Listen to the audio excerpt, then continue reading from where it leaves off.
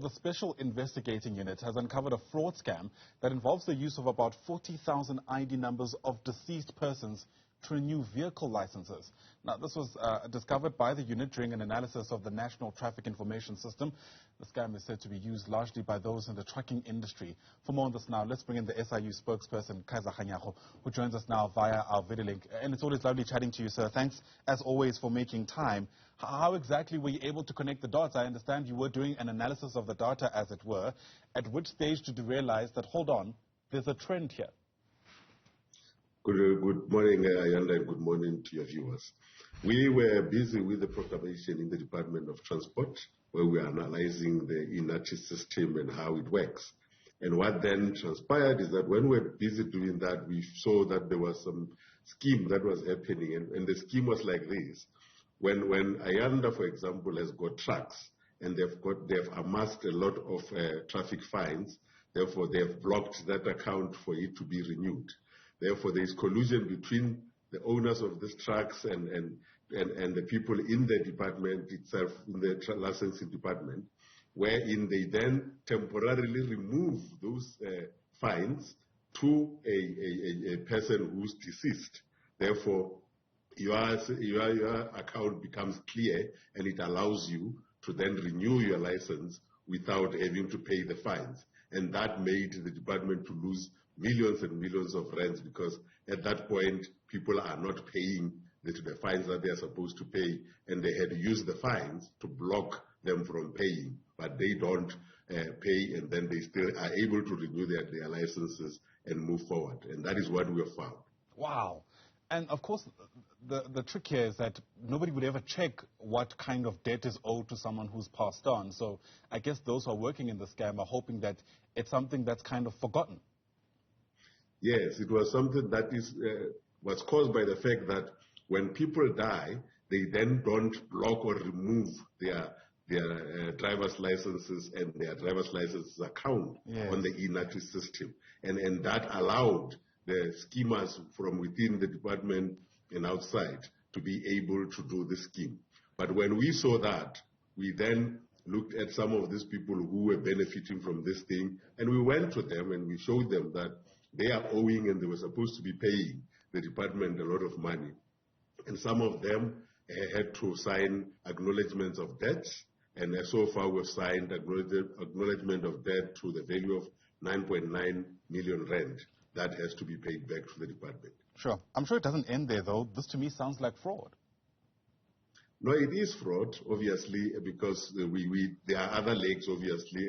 We deal with the issue of referral for criminal prosecution, but also disciplinary for the people who are helping them do this, because they can't do it themselves from outside.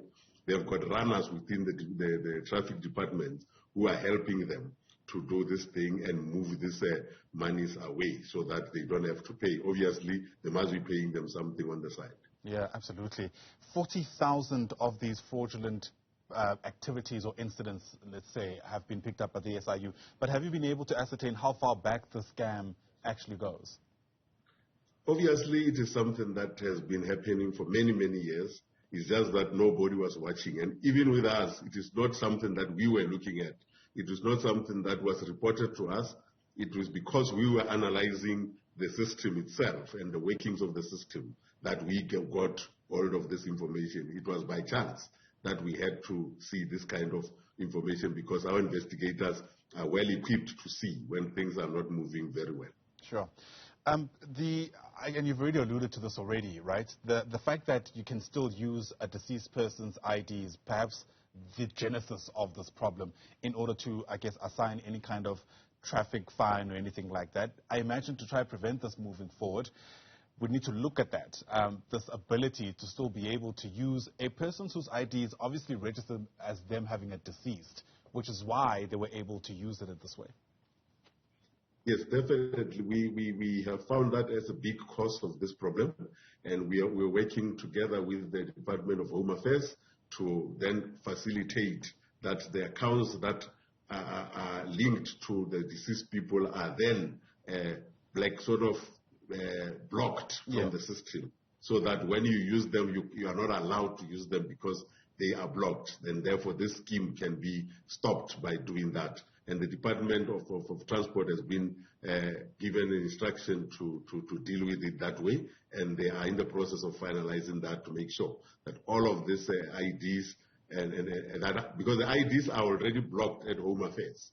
Therefore, the account that is linked to that ID is still open on the Department of Transport side. Therefore, if it can be blocked from all sides, therefore, no activity can happen in those accounts.